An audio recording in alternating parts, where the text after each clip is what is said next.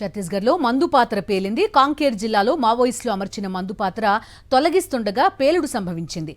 మందుపాత్ర పేలి 3 DRG జవాన్లు మృతి చెందారు. మరో జవాన్కి గాయాలయ్యాయి.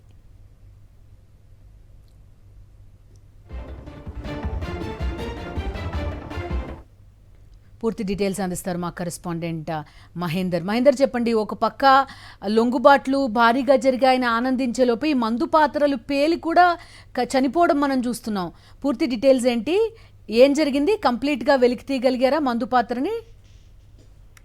అంటే రెగ్యులర్ గా కుంబింగ్ ఆపరేషన్ అనేది ఛత్తీస్గఢ్ లోని కాంకేర్ సంబంధించిన జిల్లాలతో పాటుగా ఈ మావోయిస్టు ప్రభావిత ప్రాంతాల్లో జరుగుతూ ఉంటుంది. దానిలో భాగంగానే డిఆర్జీ జవాన్లు కుంబింగ్ కు వెళ్లిన సందర్భంలో మందుపాత్ర వెళ్లి 3 జవాన్లకు తీవ్ర గాయాలయ్యాయి. వీరిని స్థానికంగా ఉండే ఆసుపత్రికి వెంటనే తరలించారు. ఈ ఘటనకు సంబంధించి కూడా జిల్లా ఎస్పీ నిఖిల్ కూడా ధృవీకరించారు. అయితే అటవీ ప్రాంతంలో భద్రతా బలగాలు గుర్తించిన మావోయిస్టు డంపులను తొలగించే సమయంలోనే ఈ ఐఈడీ సంబంధించిన పేలినట్లు తెలిసింది. ఒకవైపు లొంగుబాటు ప్రక్రియ ఇప్పటికీ ఆపరేషన్ సహకారం పూర్తి స్థాయిలో పూర్తయింది. లొంగుబాటుకు సంబంధించి కూడా ఛత్తీస్గఢ్ పోలీసు సంబంధించిన ఉన్నతాధికారులు ఈ ప్రక్రియ కొనసాగిస్తూ వస్తున్నారు. ఇటు 2 తెలుగు రాష్ట్రాలకు సంబంధించి ప్రధానంగా తెలంగాణకు సంబంధించిన పోలీసులు కూడా లొంగుబాటు ప్రక్రియ కొనసాగిస్తూ వస్తున్నాయి. ఇలాంటి సందర్భంలో మందుపాత్ర పెరగడం బట్టి చూస్తే ఇంకా మావోయిస్టు పార్టీకి సంబంధించిన కార్యకలాపాలు ఈ ఛత్తీస్గఢ్ ప్రాంతం కాంకేర్ అటవీ ప్రాంతంలో జరుగుతున్నట్లు తెలుస్తుంది. ఈ ఇష్యూకి సంబంధించి కూడా ఛత్తీస్గఢ్ పోలీసు ఉన్నతాధికారులు చాలా